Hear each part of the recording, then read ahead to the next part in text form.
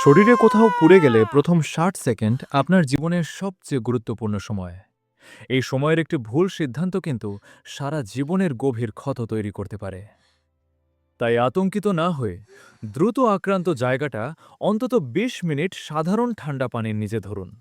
মনে রাখবেন, পানির ধারা যেন নিরবিচ্ছিন্ন হয়।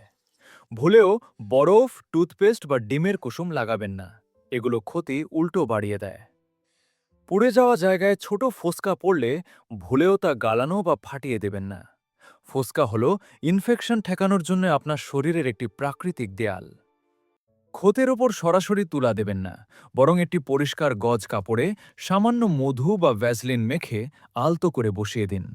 এরপর হালকাভাবে ব্যান্ডেজ করুন, যেন চামড়া আর্দ্র থাকে এবং কাপড় ভেতরে আটকে না যায়। সুস্থ হতে প্রচুর পানি আর প্রোটিন সমৃদ্ধ খাবার খান। তবে যদি ক্ষত থেকে পুঁজ বের হয় বা বাজে গন্ধ পান, তবে দেরি না করে দ্রুত হাসপাতালে যান। সচেতন থাকুন, নিরাপদ থাকুন।